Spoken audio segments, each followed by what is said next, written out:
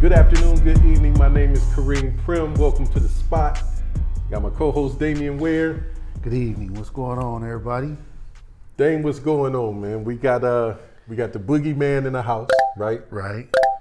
And just dealing with this boogeyman thing, you know, it's a lot of conspiracy theories. I call it the boogeyman because in most cases it's not really real. Okay. It's just stuff that we believe. Okay. And it really affects how we move and how we make decisions and this, that, and the other. They used to call it limiting beliefs when I was coming up. Wow. Limiting beliefs. Limiting.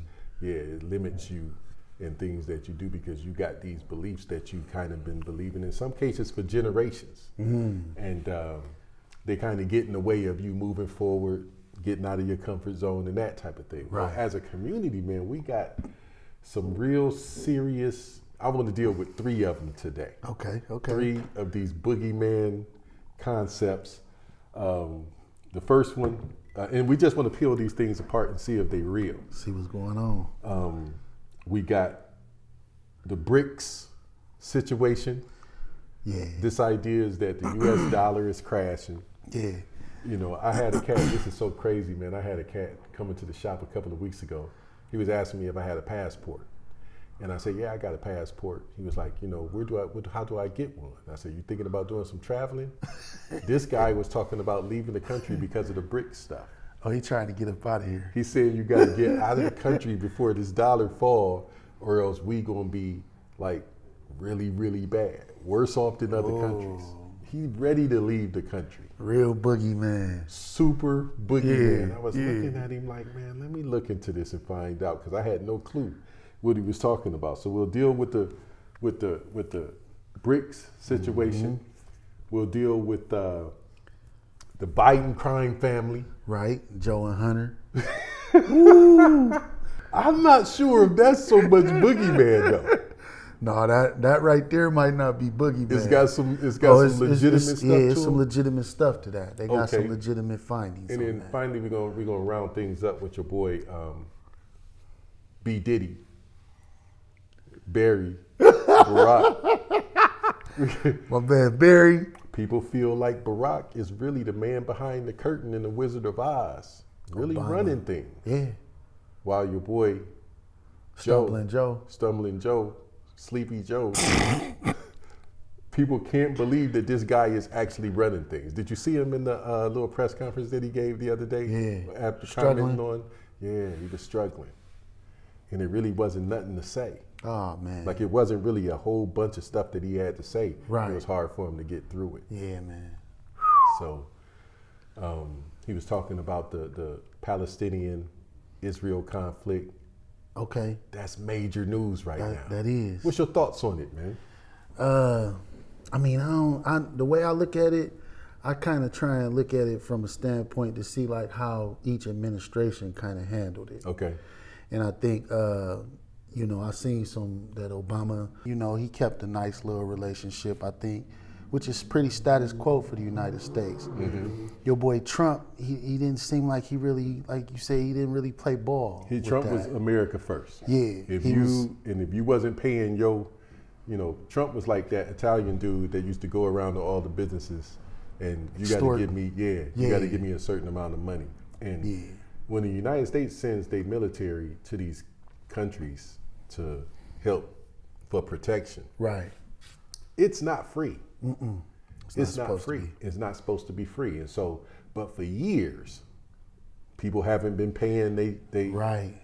They haven't been coughing up. When you come around to collect, I ain't got it. I'll have it next week. Yeah. And Trump was like, nah, we're gonna pull our folks up out of here. Yeah. Interesting thing as it relates to the conflict. I heard somebody saying the other day that the weapons that's being used to attack Israel is the stuff that your boy Sleepy Joe left in Afghanistan when they pulled them troops out of there and left all that stuff there. Wow. And they got some stuff because they said that the Republicans criticizing the Biden administration, they say after Hamas militants launched the deadliest attack on Israel in years, they said your boy Joe, critics claim that a recent hostage release agreement provided Iran with access to $6 billion in frozen funds. And they saying that they believe that money is somewhat been transferred to kind of back the attacks that Hamas done waged on Israel. Now I wonder, when they say frozen funds, what funds are they talking about? Are they talking about funds that they had, that Iran had, that was their money, that because we had access to them, whether they was doing business with American companies or whatnot, we had access to those funds and we withheld them and froze them and kept them from them? Or, what are they talking about? So with basically they said that in around August, the U.S. announced an agreement with Iran to secure freedom for 5 U.S. citizens who'd been detained in the country in exchange for allowing Iran to access $6 billion of its own funds that had been frozen in South Korean banks. So it was their money, and it was in the South Korea. Yeah. Wow. But who? How can we call the shot on that, on their money in the South Korean bank? Because that's what America do. Listen, man. It's like that's just what America do. That's just the business they in. It's about, that's what allies is all about. It's like the Medici. You know what I'm saying? It's like you just really just coming in and, I'm going to make a call to my friend over here and that's the reason that you putting the allies together in the first place, is so that you can control and have your arm controlling situations all over. So interesting thing, man. That's going to be, now that whole Israel-Palestine conflict, man, I've been doing some since it dropped. I've been doing some research on it, man, and I think that deserves its own episode. We're gonna have to jump on that. We're gonna have to go into that and really go back into the history, because you hear people say all the time, man, them people been fighting each other forever. Right. You ain't gonna stop that. They've been fighting. But nobody asked the question why. And even when we find out why, it's some boogeyman type stuff. Some more boogeyman. It's some more boogeyman type stuff. So it would be good to kind of have an episode, go back, peel the covers back, pull out the magnifying glass, comb through and see just exactly what's going on. I agree. Because I think that in from what I'm finding in the research that I'm doing, some of this stuff is like, you just off the chain is real. Right. But then some stuff is kind of like, oh, I kind of see where you coming from, Israel. And that's kind of ugly, because we don't want to, you know what I'm saying? I'm talking about people was taking anti-Semitism. Yeah. Germany. We're going to go all the way back to 1880 on that relationship between the Arabs and the Jews, and kind of peel that thing up. So, in the famous words of Stephen Hardaway Morris, you hip to this cat? No, I ain't hip to this cat, man. Otherwise known as Stevie Wonder, right? Okay. That's Wonder, Stevie's name? Stephen Hardaway Morris. Right? Wow. And he had this song, man, Superstition, man. He said, when you believe in things you don't understand, you suffer. Wow. Superstition ain't the way. So we're going to go ahead and blow some of this stuff out the water, man. And really, as a matter of fact, so that we can run straight through this, we're going to go ahead and take our quick break right now. Upper Room Apparel. Actually, we want to give a shout to the Black Queen Collection. Black Queen Collection, do some promotion for that this week. They really pushing that out there, getting these sisters out here, they do. So if you got any women in your life, sisters, brothers, sisters, mothers, you know what I'm saying, that really is showing their thing and doing their thing out here with the Black Queen Collection, get on the website, get them some merch, right? Nice. We'll be right back.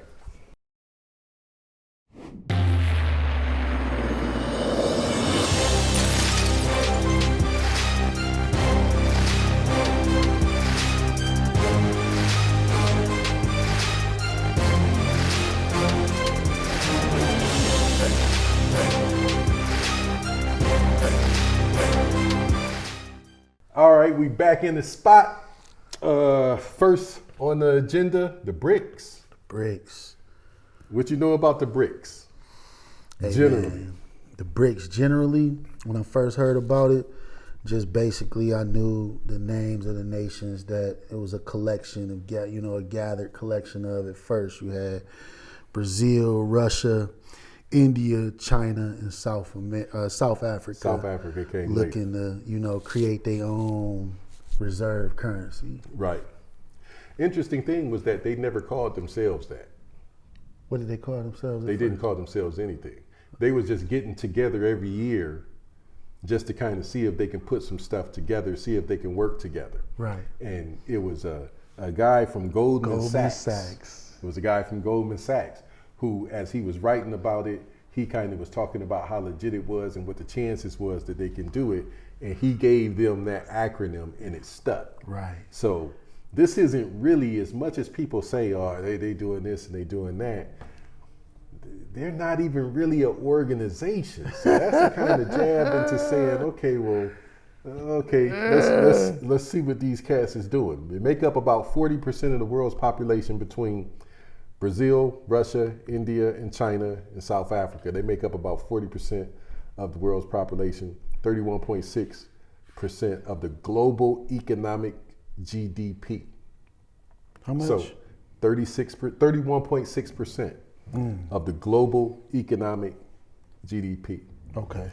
Now the interesting thing about the GDP situation now, we look at Russia, Brazil, India,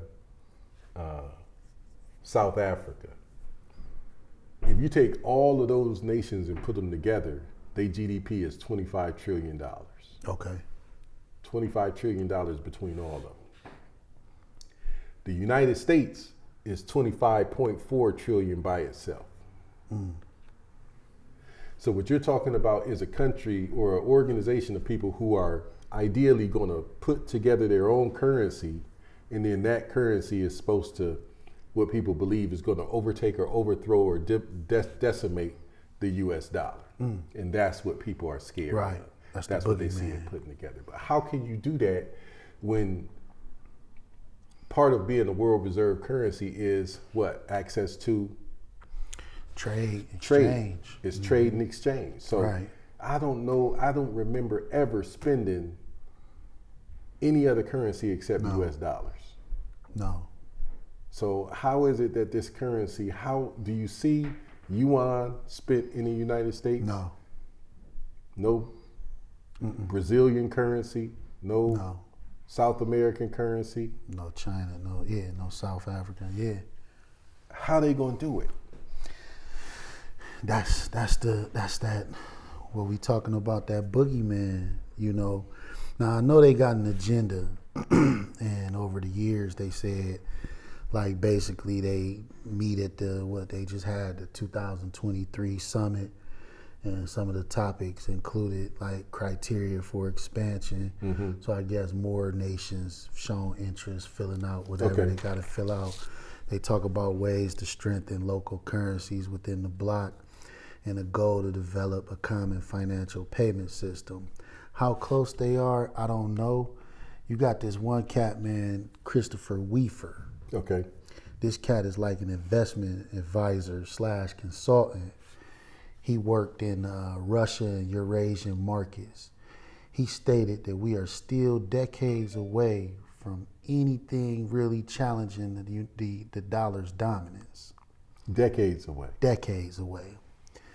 He said that even if the BRICS create a common currency, it may eventually work similarly to the euro, which has not seriously challenged the dollar's dominance. Nah, I think they're a long way away from it. You're looking at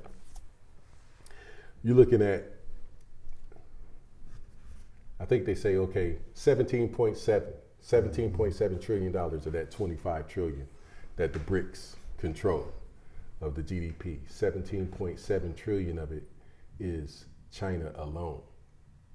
The rest of those countries combined bring it up to 25. So if that's 25, if it's 17.7 trillion is China alone, China got his own problems. China got its own problems. Okay. They got the paper tiger syndrome jumping off. And I know that a lot of people want to make them seem like they are China this, China that. China is struggling. 30% of their GDP is based in real estate. Now, they real estate market, you remember how it was with the bubble, real estate bubble in the United States. Right. The real estate bubble in China is like 5 times bigger than it was in the United States. The skyscrapers are empty, the streets are without traffic, and chilling silence emanates throughout the area. These are the scenes of China's ghost cities. These streets resemble abandoned or evacuated cities from a zombie or nuclear apocalypse movie. But nobody even lived here in the first place. China's economic plan to build into oblivion has transformed it into the world's second biggest economy in a short space of time. But do these empty cities show the ugly side of this economic boom? Let's take a look. Number 1, Ordos. The whole city feels like a post-apocalyptic space station straight out of a science fiction movie. The words of photographer Raphael Olivier when speaking about the Chinese ghost city Ordos in northern China. The whole city is one big investment plan gone wrong. 80 to 90% of the apartments in this city are owned by investors who have held on to them and are hoping to make money off them in the long term. They are also investors who are so wealthy that they do not need to budge and lower the price. By 2016, China decided to lower its expectations in hopes that Ordos would be home to just 300,000 people. But a combination of high taxes and poor construction meant that still nobody wanted to live there. By 2016, only 100,000 people lived there, so even their lowered expectation of housing only 300,000 people were clearly not low enough. And this is a nationwide problem. In China, there are 65 million empty units, which is enough to house the entire population of France. These empty units could even home at least 25% of its homeless population of 300 million. 5 times bigger? Yeah. The only reason that they haven't busted is because the actual businesses are co-owned by the government. Yeah. If they was on their own, they would be done. But, they're a communist system. The government owns everything. Right. So that's, that's going to make it tough. It's going to make it tough on China as it relates to technology. They're not really as big as we thought they were in technology. Wow. With the chips, okay. the what do they call them? The semiconductor chips. Okay, break that down. You say they're not as big. They're not as big. If you have 5 levels of technology and each level gets higher in technology, China, they are big when it comes to the most elementary form of those chips. Wow. But the more advanced it gets, they don't even register on the radar as it relates to what they're making and contributing to that. They don't even register, especially when you get to the level of the chips that's used to make nuclear weapons and stuff like that, the real high level chips. Okay. They're not even on the radar. They own 0% of that market share. 0%. So their technology in terms of being advanced, it ain't as advanced as we think. They have a lot of technology when it comes to, the basic stuff. Okay. People in high school, they'll get them involved in the development of chips and everything and learning how to put them together. But the technology, the advancement of it, they got that locked down. But once you get into getting into higher education and higher technology, they're done. Wow. And that's why they don't, if you look, we got a chart, they don't control hardly none. If you look at the line here, they don't control none of the sales. They're not on the selling part of these chips because they don't have the technology to get it. They're buying chips. They're buying chips from everybody else. And if you look where these yellow lines are, Taiwan is the one that's controlling all of the markets when it looks to, as you get into the higher levels, the low technology, middle technology, especially in this line right here where they have to, where these are the weapons, the nuclear weapons, the military technology, when you get into those areas, Taiwan controls all of that. Taiwan, huh? Taiwan. So that does that explain why we got this conflict? We down there, backing up Taiwan, worried about if China gonna try and invade Taiwan. That's exactly why we doing it. Wow. See, the United States, we ain't crazy. Right. Right. It ain't like we just like people from Taiwan. You let them get control of that technology. Oh. Because China they're pirates. Right. They don't, as far as the technology, as far as when you have what do they call it, when intellectual property? Right. They don't respect nothing about intellectual property. They don't care whether you have a patent. They don't care about none of that. They getting it. They getting it. They getting it, and they gonna knock it off. So look, let me ask you this. You remember when what was that? Air Malaysia? When the plane came up missing, disappeared, had all of those scientists on there. That was carrying patents for semiconductor chips. Yeah. That right there was just spooky. And I don't even use the word spooky. You know what I'm saying? Yeah. I probably only use that word like 4 times. Right. But that this was is one of them times. That was spooky. That was spooky. Yeah. And it's no way to really explain it. Nobody has really explained it since then. So I don't know, man. That right there, Taiwan. Yeah. I wonder was any of those scientists from Taiwan. I wonder. That's a good question. Your boy had the Made in China 2025. 2025, right. 2025. Yeah. And he basically laid out a program that said that they was going to take over.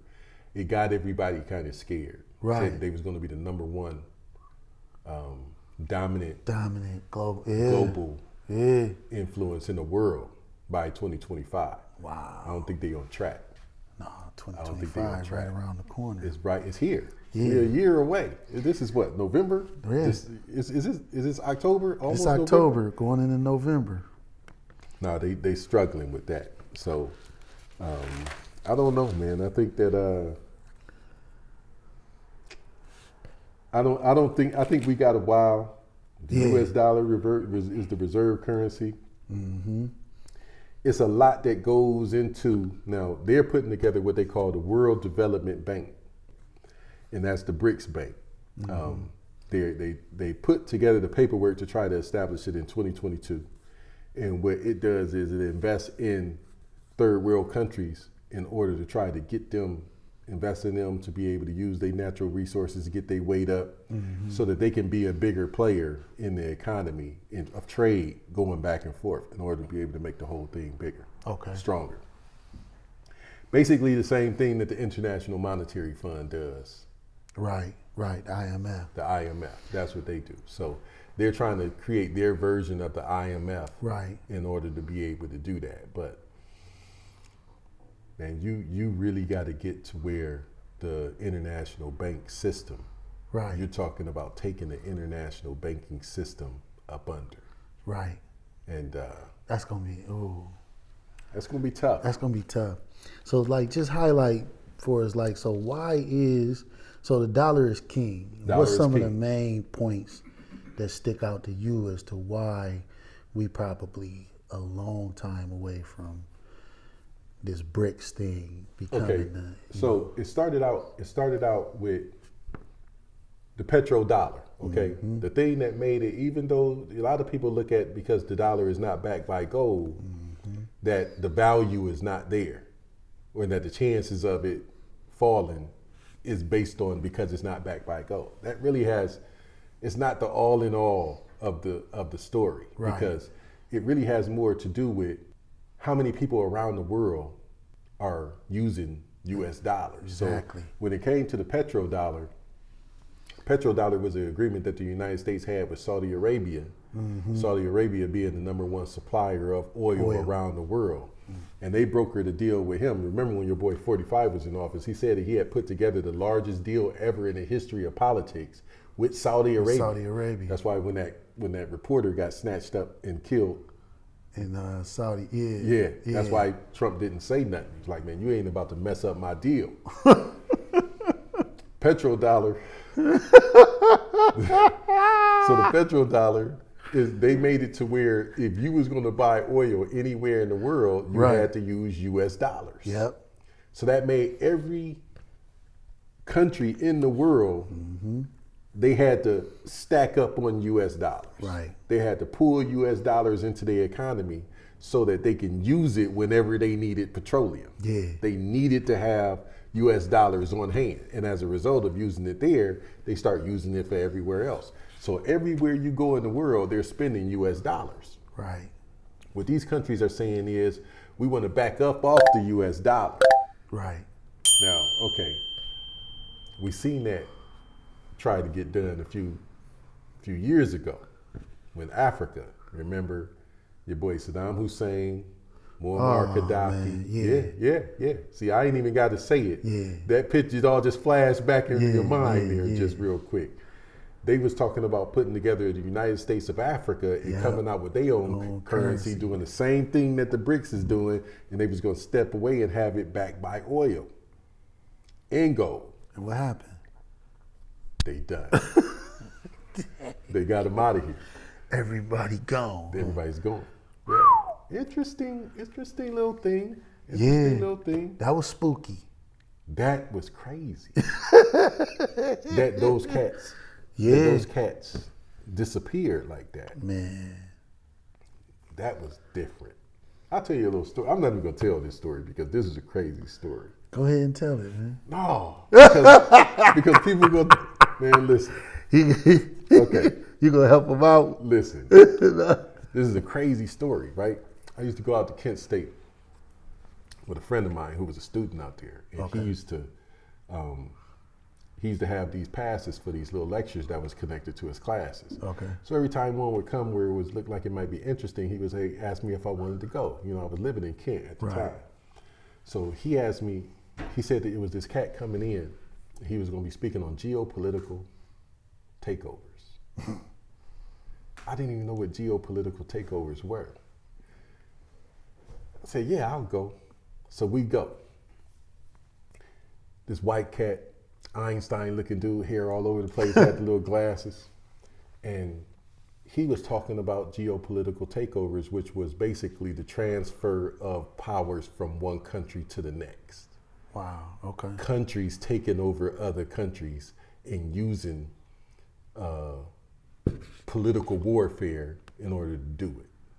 Geopolitical takeovers. So he was talking about it and he said, he said that the United States was trying to get some deals done. Now, when he said this was like in 2002, 2003. When he said this, he said, the United States is trying to get some things done, but they have to control the resources of Africa. And he said that there are some leaders in Africa who aren't playing ball. He said if they continue to not play ball, you'll see your first black president in the United States. I said, man, this dude sounds crazy. What is he talking about? The United States electing a black president? I said, there's no way. So we stood over afterwards and we was asking him questions. He had a little question and answer session. And I said, man, you know, you said that it's an opportunity. I said, I believe I get a lot of what you're saying, but the idea that America would elect a black president, I said, I think that's a little far-fetched. He said, listen. He went to the little projector. You know how they used to have the little projectors with the little see-through paper with the stuff on it, turn it on, turn the light on. Right. He had 7 countries up there. He said, if these countries don't change their tune, the United States will elect a black president, and before he leaves office, the leaders of all these countries will be assassinated. Whoa. He said the United States can't have a white president assassinating black leaders in Africa. They'll have to get a black president to do it. My man You see why I didn't want to say this? Yeah. Because my man Barry. Look, I wrote the names down, and by the time Barry left office, they was all gone. They was done. Wow. Saddam Hussein. Wow. Barack knocked them all down. Let's get off this subject. Let's get off this subject and go to something else. Let's get into your boy. Let's get into the Biden crime family, which might lead us down the same rabbit hole. Down the same rabbit hole. Listen, it was crazy. Like I said, crazy. Not just what's the word? No, that was Come crazy. on, man. Yeah. So Biden crime family, man. Talk to me. What you got on this Biden crime family? We got your boy Sleepy Joe, Stumbling Joe, and his son, Hunter Biden. Hunter, right? Got some. They got some stuff against these dudes. Okay.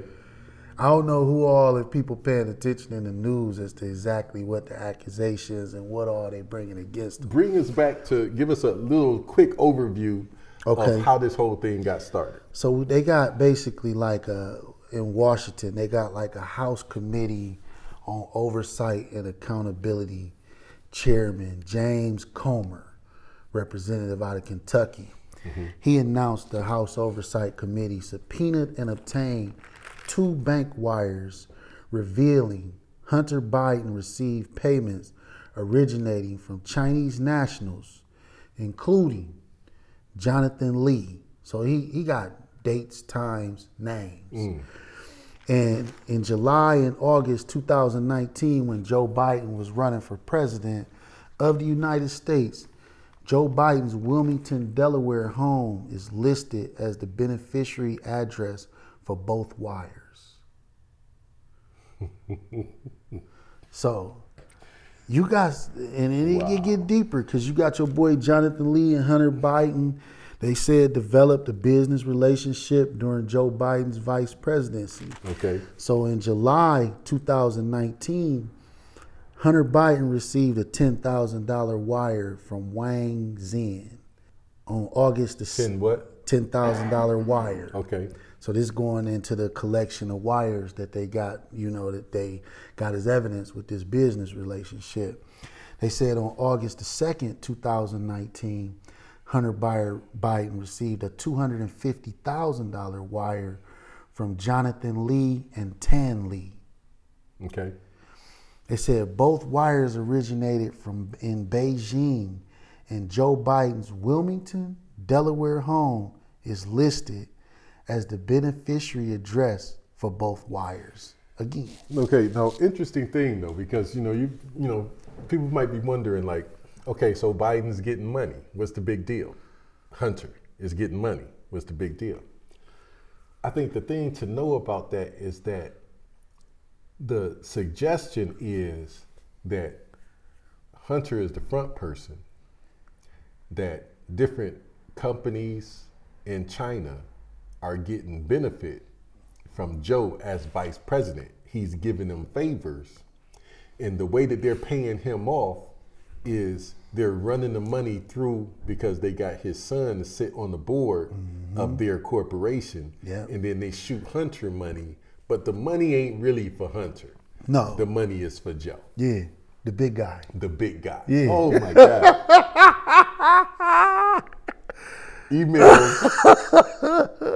Emails talking about the big guy. Nobody knows who the big guy is. Yeah. Yeah. The belief is that the big guy is Sleepy Joe. It's Joe Biden. They saying they got evidence basically to show that your boy Joe developed familiar relationship with Jonathan Lee during his presidency and prior to the payments to Hunter Biden. They got more Biden guys. I guess this Devin Archer, a Biden business associate, described how Joe Biden met with Jonathan Lee in Beijing, China, had phone calls with him, and later wrote college recommendation letters for his children. Okay, so now Joe was saying that he doesn't get involved in none of Hunter's business. I'm totally hands off. Maybe 1 or 2 conversations talking to some of his colleagues, but as far as that's concerned, I'm not involved. What you're saying is that they're finding proof that Joe is not just privy to it, but is engaged. He's engaged. They got proof and evidence of him having business or relationships with these individuals that's wiring the money and that his son is actually doing business with.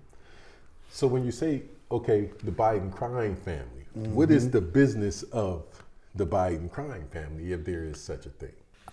Hey, whatever is going on behind closed doors, they doing a lot of business in China. On a global scale,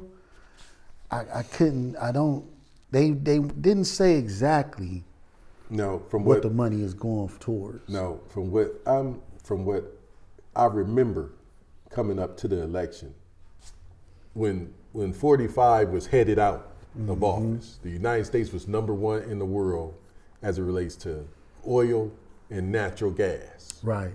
The new regime's goal or their purpose or what they intended to do was, we want to take the world off of natural, we want to take the United States we want to get out of the business of oil. And we want to move to another form of energy, clean oil, clean energy, right. That type of thing. Non-fossil fuel. There you go. So the idea was that something like 8 out of the top 10 energy companies are all in China. And most of those companies have somebody in the United States government's kid on their board of directors, just like Joe's son is on the board for that company. John Kerry. Yeah, John Kerry. Nancy Pelosi. Yeah. All of these folks got one of their kids sitting on that board. So some of the usual suspects with this group. Right. So, that's interesting enough. Not enough to really say that it's a crime family or not, but definitely more trouble than we thought. Right. They got some hardline facts. I mean, I don't know how concrete the accusations are, but they came away with some data, some information that you could kind of take a look at. You gotta kind of ponder it, Okay. Well, if you had to point out the most damning out of all of the stuff that you've seen, what's the most damning thing when it comes to saying, okay, Joe's hands is dirty? They gonna catch up with him eventually.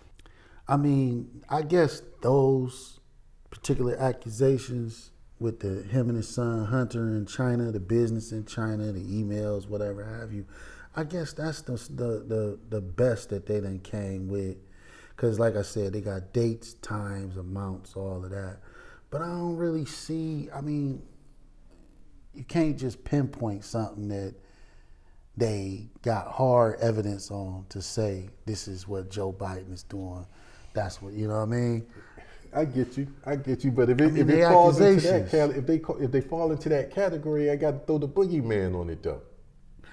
You got a boogeyman to it. A lot of boogeyman in there. If it's a lot of boogeyman in there. I mean, but your boy Joe, I don't know, man. They ain't came with enough to say that Joe Biden crime family. If they haven't got him now, if they don't have enough now, because the Joe that's out there right now, I don't think that he's capable of doing that type of business at this stage. So who is it then? See, I'm not sure if Joe is capable of doing anything. Which brings us to the third component of this thing. Article, in the Philadelphia Trumpet? Yeah. Article in the Philadelphia Trumpet got your boy, they say Barry is serving a third term right now. Yeah, Barack. He's behind the whole thing. He's running everything. Down in the bunker, in the basement of his house in D.C. Headphone on. Oh, man. Screens. Play-by-play.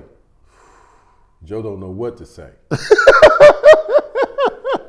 Like that clip. Giving him a little earpiece. Mr. President. Yeah. Nah, yeah. No, that's interesting, man, because, see, I was always wondering, and I used to watch, I like politics. I like politics. And too. If it's one thing that I like about the politics is the tradition of it. Okay. There's always some tradition that adds value to what you're doing. Right. And you like to watch one of the things is what they call the transfer of power. Mm-hmm. Yeah. And the transfer of power is it's like watching a rose the Rose Parade, you know what I'm saying, on Turkey Day, on Thanksgiving.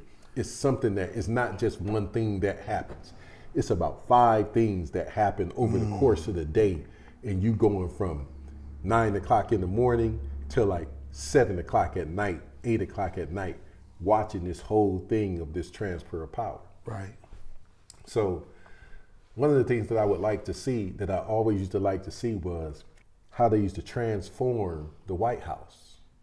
So let's say you got Barack, right? His family stays there. Right. Michelle designed the whole thing as far as the residence is concerned. Okay. So whenever somebody new comes in, Melania, right?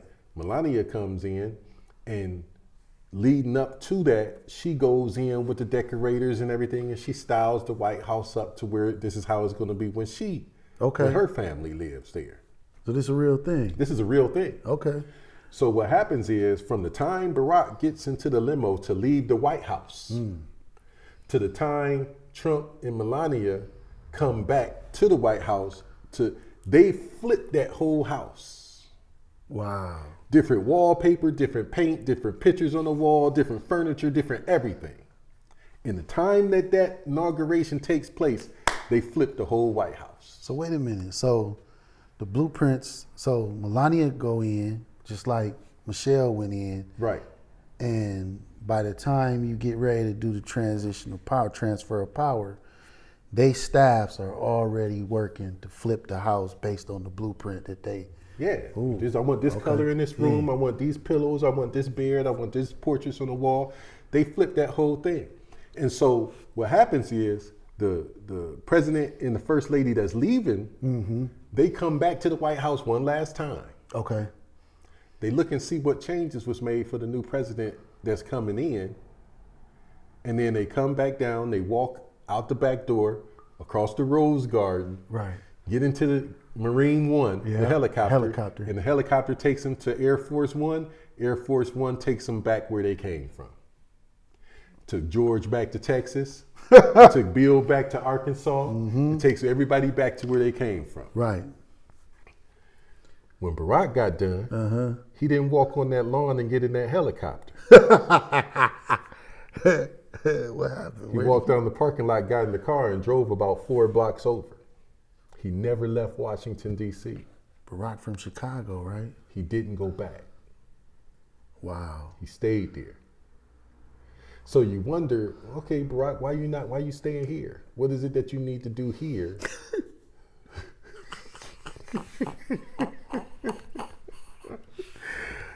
We got Obama in the shadows, huh? Hey, you need to be close. You know where the bodies is buried. Oh. So, and so after they, you do what you do, Trump basically kills his chances of getting reelected. and then this is what the conspiracy is. Right. The conspiracy is Joe know he shouldn't be president. The interesting thing, when they would go on campaign, COVID jumps off, can't do no debates. Right. All right? So that saved Joe. Yep. Joe can't articulate like he used to back in the day, but we just gonna cancel all of the debates. Then they go around the country getting ready to, trying to gather votes. And Joe was like Russell Simmons on a Def Comedy Jam. Because Barack would go out and speak for like 35 minutes. Yeah.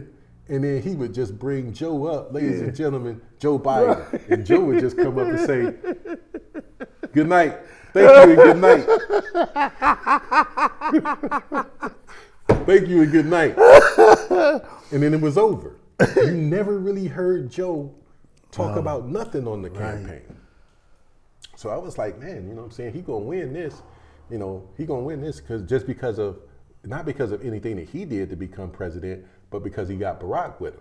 And then when Barack hit that 3 on the campaign trail, that left hand, pulled the mask, then walked fake, off, 3, grabbed it, they handed him his coffee. Man, come on, man. That's what I do. And that's what he been doing. That's what he been doing. Hitting game-winning shots for the Democratic Party. Okay, so we look at the Philadelphia Trumpet, right? Yeah. Magazine. Yeah. Pretty legit. Nobody knows about it really, but the people that follow it. But it's an extremely right wing. Yeah. Very conservative. Very. Financially backed by the Vatican. Wait a minute. What? Can you repeat that? Financially backed by who? By the Vatican. You heard me. Vatican City. Pope. Yeah. They financially back it. So, Godfather 3. Yeah. That's the thing. The crazy thing is, I've done some research and looking into the organization because they got like a YouTube page. They seem real. They don't match the magazine. The Philadelphia Trumpet? They don't match the magazine, man. The magazine looks very well put together, right? Very well articulated. The design of it, right? Well put together. Well put together. The pictures, the references, everything is well put together. You look at this, it look like it's down the street somewhere. Wow. And some cats, like they might have. It look like they might have maybe 40 members. I'm like, man, something don't fit. But it's almost like they're being used as a front man. I don't know.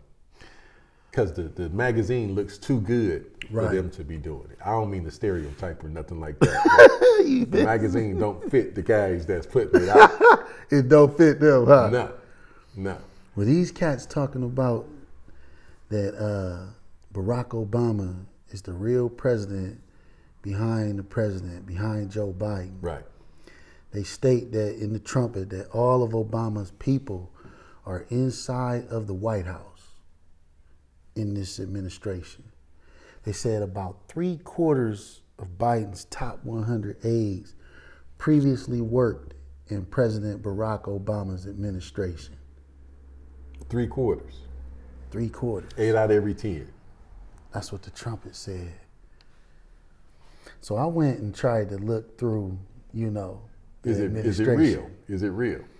So at the time that they wrote that, they was naming some cats that I didn't see holding a whole lot of rank right now.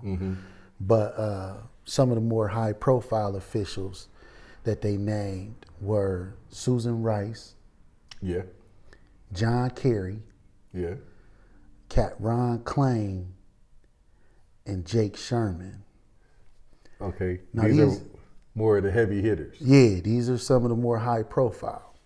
But even if you look in there now, because I think they said that your boy Sleepy Joe went in a while back and started restructuring again and shifting some positions around. I didn't see who was shifted around, but if you look now, I did a little research. You got your boy Anthony Blinken, who's the Secretary of State. Right. He served under Obama. Under Obama, wow. You got Avril Secretary Haines. of State? He was the Secretary of State? Yeah, he's the Secretary of State under in Biden's cabinet at some point in time. I don't know.